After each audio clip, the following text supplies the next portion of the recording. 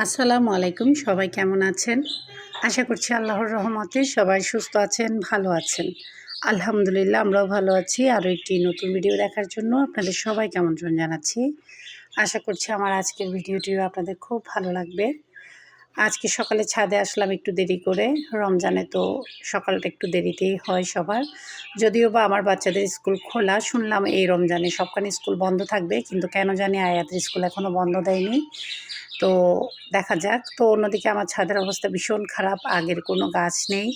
এই গাছগুলোকে আমি আমার সন্তানের মতো লালন পালন করেছি। এক কথায় আমার সন্তান ধরা যায়। ১০ বছর এই গাছগুলোকে আমি লালন পালন করে বড় করেছি। আর এখন এগুলোকে নিজ হাতে মনে হয় গলা টিপে মেরে ফেলেছি, শুকিয়ে খটখটে হয়ে গিয়েছে। সব কেটে ফেলতে হবে, পুরো ছাদ বাগান একদম নষ্ট। নতুন করে করছি সব কিছু, আর হাতের ব্যথায় কিছুই করতে পারছি না। হাত ঠিক থাকলে ইনশাল্লাহ হয়তোবা এতদিন আরও অনেক এগিয়ে যেত। যেহেতু শীতকাল ছিল, ছাদে বসে কাজ করতেও কষ্ট হতো না। এদিকে বেগুন বীজ থেকে বেগুন চারা করেছি। এই বীজগুলো বড়াপা দিয়েছে অনেক আগে, মাটি ঠিক না থাকাতে চারাগুলো ছোট ছোট ছিল। এখন যখন আমি সার ফাঁস দিয়ে মাটি ভালো করে রেডি করেছি, এখন দেখা যাচ্ছে বেগুন গাছগুলো দেখতে একটু সতেজ লাগছে, আর সাইজটাও একটু মাশাআল্লাহ বড় হয়েছে। তো দেখা যাক। আগে কিন্তু অনেক পিচ্ছি পিচ্ছি ছিল, 2 ইঞ্চি এই এমনই। অন্যদিকে ছাদের পরিবেশটা দেখছিলাম, চারপাশ একদম নিঝুম হয়েছিল, দেখতে ভালো লাগছিল। আর আসলে ইদানিং কেন জানি মোবাইল হাতে নিলে মন মানসিকতা ভালো থাকছে না। গত 2-3 দিন ধরে কী যে চলছে, আসলে কি বলবো। বেলা শেষে আমিও তো মা। তো মায়ের মন আর বাচ্চার মন এটা তো আমি খুব কাছ থেকে অনুভব করতে পারি। তো এইদিকে আয়াত আমাকে অনেক হেল্প করছিল ছাদের কাজে। ওর উৎসাহে কিন্তু কাজ আমি এতটুকু আগিয়ে নিতে পেরেছি, না হলে হাতের ব্যথা সম্ভব ছিল না। অন্যদিকে সকালে নাস্তা তৈরি করলাম না, আজকে রেডিমেড নাস্তা খাবো। সেটা হচ্ছে গতকাল আলিফ কোচিংয়ে গিয়েছিল। আপনারা যারা আগে থেকে ভিডিও দেখেন আপনারা বলতে পারেন। আমার ছেলে শহরে মুন্নাস একাডেমিতে টিচিং করে। সেখানে মেজবানি ছিল, অনেক বড় আয়োজন। আমাদের সবাইকে সপরিবারে দাওয়াত দিয়েছিল। আমাদের যাওয়া হয়নি, শহর এবং দূরে। আর দেখা যাচ্ছে কি অসুস্থতা সব কিছু মিলিয়ে আসতে অনেক রাত হয়ে যাবে, তাই আমরা যাইনি। অন্যদিকে আমরা না গেলেও আমাদের জন্য তোলা ভাত দিয়েছে। তোলা ভাত বলতে তাবরুকের মাংস আর ভাত পাঠিয়ে দিয়েছে। তো এখানে দুনো বক্সের মাংসগুলো আমি ঢেলে নিচ্ছি। এখানে বক্স ছোট লাগলেও পরিমাপে কিন্তু যথেষ্ট ছিল। আর আলিফ রাতে আসার সময় পরোটা নিয়ে এসেছে। তো এদিকে এগুলো নিয়ে নিচ্ছি। ওরা এখন পরোটা দিয়ে মাংস ঝোল দিয়ে খেয়ে নেবে। আর আলিফ আসার সময় আলিফের 2 টা বন্ধু এসেছে আলিফের সাথে মেজবানি থেকে। আর ওদের কিছু ক্লাস সংক্রান্ত কাজ ছিল, যেগুলো ওরা এক জায়গায় বসে সলভ করবে। তো আজানের জন্য একটা ডিম পোচ করে দিয়ে দিলাম। ও যেহেতু গরুর মাংস খাবে না। এই তো এভাবে করে সকালে নাস্তা সেরে নিয়েছি। পাশাপাশি অসংখ্য কাজ তো থাকবেই। যেহেতু হাতের ব্যথা, নিয়ম করে কাজ করতে পারিনি, এখন সব এলোমেলো হয়ে গিয়েছে। এদিকে ভ্যানওয়ালা থেকে আমি নারকেল কিনেছি। জোড়া ১০০ টাকা করে ছিল নারকেল। আর এখানে আমি 4 জোড়া নারকেল নিয়েছি। আসলে এগুলোই ছিল, ওনার কাছে 9 টা নারকেলই ছিল। তো উনি আমাকে 5 জোড়া নারকেল মিলিয়ে দিতে পারেনি। বলল 4 জোড়া নেন, একটা ফ্রি। তো এই নারকেলগুলো নিয়ে নিয়েছি। এই নারকেলগুলো নিতে গিয়ে এত পিচ্ছি পিচ্ছি নারকেল, কিন্তু মাশাআল্লাহ নারকেলগুলো অনেক পুরু ছিল, অনেক মোটা ছিল আরকি। তো অতটা লস হয়নি, ভালোই হয়েছে। কিন্তু একটা নারকেলের মালা দেখাচ্ছি। এগুলো হচ্ছে আমার শাশুড়ির হাতে রোপণ করা নারকেল গাছের নারকেলের মালা। আমার শ্বশুরবাড়ি পুরনো বাড়িতে আরকি প্রায় ৫০ টার উপরেই মনে হয় নারকেল গাছ ছিল। এখন যেতে যেতে তেমন নেই, ১০-১২ টার মতো আছে মনে হয়। কিন্তু নারকেল ধরছে না গত ১০ বছর ধরে। এই নারকেলের মালাটা যখন আমি এটার সাথে তফাৎ করে দেখছিলাম, তখন আয়াত বলছিল, "আম্মু নারকেলের মালার মুখটা দেখো, একদম গরিলার মতো। মনে হচ্ছে গরিলা হা করে মুখে বাবলস ফোলাচ্ছে।" আমি তখন দেখলাম আসলেই তো ঠিক, দেখতে গরিলার মতো লাগছিল। এই বাচ্চাটা যে এত কথা বলে। তো ও বলছিল দাদুর কাছে গরিলা নারকেল ধরেছে। তো কতটা তফাৎ দেখেন তো। আসলে নিজের গাছের জিনিসের তুলনাই হয় না। এখন কেন জানি ভাগ্যলক্ষ্মী সব কমে গিয়েছে আরকি। তো যা হোক, এদিকে আমার ভাড়া ঘরের ভাড়াটি শাক আর ধনেপাতা বিক্রি করতে এসেছিল। অনেক শাক ধনেপাতা হয়েছে, ২ আঁটি আমাকেও দিয়ে গেল। তো এদিকে ঘরে টুকটাক অনেক বাসি কাজ সেরে আমি চলে আসলাম মদনাঘাট বাজারে। কিছু সবজি বাজার করব, হাতের জন্য মেডিসিন নিব, প্লাস কিছু গিফটের আইটেম কিনব। এইবার কেন জানি রমজানের আগে মেজবানি আর বিয়ে অনেক বেশি পড়েছে। এত বেশি দাওয়াতের আয়োজন ছিল। আসলে এরকম আমি আর খুব কমই দেখেছি। এত ঘন, ঘন ২ দিন পর, পর যেন মেজবান আর বিয়ে। তো যা হোক মাশাআল্লাহ দাওয়াত তো ভালো।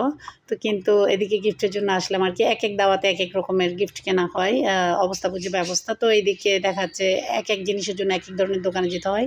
এই কুকারিসের দোকানে আমি আসলাম আর কিছু গিফট কিনে নিলাম আর আয়াতকে দোকানে বসিয়ে দিয়েছি। আর আমি সামনে থেকে টুকটাক ২-১ টা সবজি বাজার করেছি।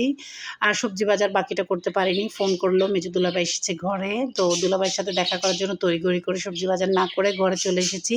কিন্তু ১০ মিনিটের ব্যবধানে দুলাভাইয়ের সাথে দেখা হলো না। তো অন্যদিকে ইদানিং মনটা অনেক খারাপ থাকে। ফেসবুক খুললেই কি দেখছি আলবি, ইকরা, তিতি, ওদের ছোট বাচ্চা রিজিক এই সমস্ত এগুলো দেখে মাথার উপর দিয়ে যাচ্ছে যেন সবকিছু। আসলে কি বলবো? তারপরেও আমি সব কথার এক কথা বলবো, সুইসাইড করে মরা মানে জাহান্নাম। এটা কোনো সমাধান হতে পারে না। আহ এটার কোনো সমাধান হতে পারে না। দুনিয়াও শেষ, আখিরাতেও শেষ। যার আল্লাহর প্রতি ভক্তি আছে, যার সব কষ্ট শেয়ার করা আল্লাহর কাছে বসে জায়নামাজে যখন বসি, পশ্চিম দিকে সেজদা দেই, সেই সেজদায়, সেই মোনাজাতে যত মনের কষ্ট, যত চোখের পানি সব আল্লাহর দরবারে গিয়ে ফেলো। সবচাইতে সহজ জায়গা, সহজ সমাধান। মনটা হালকা হয়ে যায়। জাহান্নামের কাজ হচ্ছে আত্মহত্যা করা। হ্যাঁ, মানুষের সহ্য ক্ষমতারও একটা ব্যাপার-স্যাপার থাকে। কিন্তু তাই বলে এটা তো কোনো সমাধান হতে পারে না। এটা সমাধান না। এটা হচ্ছে সবচাইতে বড় সর্বনাশের কাজ। যেটা হবে না সেটা বাদ দেওয়া ভালো। আত্মহত্যার ব্যাপারটা আমি নিজে খুব কাছ থেকে আমার জীবনের অভিজ্ঞতা থেকে বলছি। এই পথে একবার আমি হেঁটেছি। একবার না অনেকবার হেঁটেছি। আমি জানি কেমনটা লাগে। তবে এই পথের চূড়ান্ত পর্যায়ে গিয়ে আমি ফিরে এসেছি শুধুমাত্র আমার বাচ্চাদের মুখের দিকে তাকিয়ে। আমার সংসারের বয়স ২২ বছর। কিন্তু এই ২২ বছরে আমি লক্ষ বছরের কষ্ট ফেস করেছি। আসলে দেখা যায় কি সবচাইতে কাছের মানুষই সবচাইতে বেশি কষ্টটা দেয়। আর কথার আঘাতের মতো আঘাত আর কিছুই হতে পারে না। কিন্তু তারপরেও সবকিছু বাদ দিয়েও দেখা যাচ্ছে কি আত্মহত্যা জিনিসটা এমন যে যেই মুহূর্তে ভাবে ওই মুহূর্তটাকে যদি কোনোভাবে পার করে দেওয়া যায়, পরবর্তীতে দেখা যায় কি আল্লাহ আমি কি করতে চেয়েছিলাম এই কাজটা কিন্তু আর করা হয় না। ওই মুহূর্তটাকে একটু কন্ট্রোল করা। তো যখন মনটা এতটা অস্থির হয়ে যায় ওই সময় সুন্দর করে অজু করে জায়নামাজে বসে যাওয়া, আল্লাহর কাছে সিজদা দেওয়া, কোরআন তেলাওয়াত করা, আল্লাহকে বলা, "আল্লাহ আমার কলিজাটা ঠান্ডা করে দাও, আমাকে সঠিক পথ দেখাও।" আমার মনে হয় এই পদ্ধতিটা ফলো করলে কেউ কখনো এই জাহান্নামের পথ বেছে নিবে না।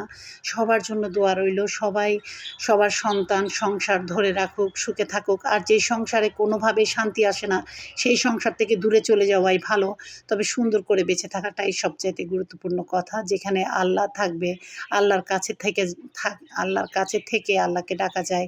সন্তানদের মুখের দিকে তাকিয়ে সব কষ্ট ভোলা যায়। এর চাইতে আরাম, এর চাইতে শান্তি, এর চাইতে সুখ আর কিছুতেই থাকে না। তো আসলে যারা লাক্সারি লাইফ বেশি আশা করে, বেশি আধুনিক হয়ে যায়, এদের জন্য সবকিছু আলাদা। সবকিছু বাদ দিয়ে দেখা যাচ্ছে কি মায়ের পথ মা বেছে নিয়েছে, বাবার পথ বাবা বেছে নিয়েছে। মাঝখানে পড়ে সন্তানটা এতিম হয়ে গেল। তো এটার তো কোনো মানে হতে পারে না। সন্তানগুলো তো আর নিজে অনলাইনে অর্ডার করে আমরা আনিনি। এই একেকটা সন্তানকে গর্ভে ধারণ করা, পৃথিবীতে আনা, বুকের রক্ত পানি করে রাতের নির্ঘুম রাত পার করে কত ব্যথার কষ্ট সহ্য করে সন্তানগুলোকে মানুষ করলাম। আর এক মুহূর্তে সন্তানদেরকে ফাঁকি দিয়ে চলে গেলাম। এটা তো কোনো সমাধান হতে পারল না। আমি এটাকে কখনো সাপোর্ট করি না। আল্লাহ তাআলা সবাইকে ভালো বোঝার ক্ষমতা দিক। আ যে ধর্মেরই সে হোক না কেন হিন্দু, মুসলমান, বৌদ্ধ, খ্রিস্টান যে ধর্মেরই হোক সবাই তো কোনো না কোনো ধর্ম পালন করে। সে সেই পথটা বেছে নিক, শান্তির পথটা বেছে নিক।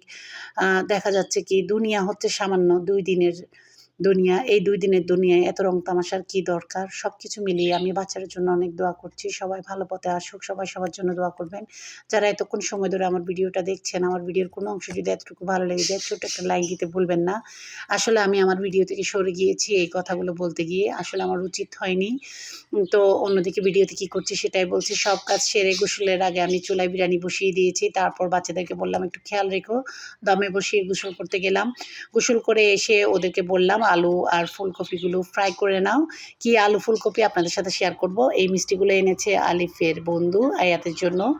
তো আয়াত দেখে তো খুবই খুশি।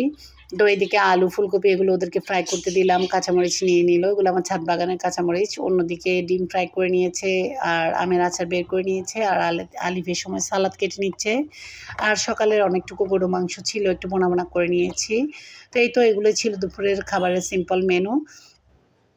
অন্যদিকে অনেক দূর থেকে আমার কাছে গিফট এসছে, অনেক দূর থেকে বলতে ব্রাহ্মণবাড়িয়া থেকে গিফট এসছে। আমার ছোট্ট বোন, আমার কলিজার বোন স্মৃতি আমার জন্য উপহার পাঠিয়েছে। এই পাগলিটা কয়দিন পর পর এই পাগলামিগুলো করবে।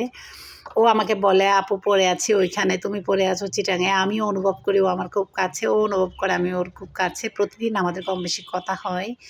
তো সব আমার বোনটার জন্য দোয়া করবেন। আমার হাতের ব্যথা শুনে আমার জন্য গরম পানির এই ফ্লাক্সটা পাঠিয়েছে। ফ্লাক্সটা না, এটাতে গরম পানি করা যায়, খুব শর্টকাট, যেহেতু আমার ঘরে সিলিন্ডারের গ্যাস।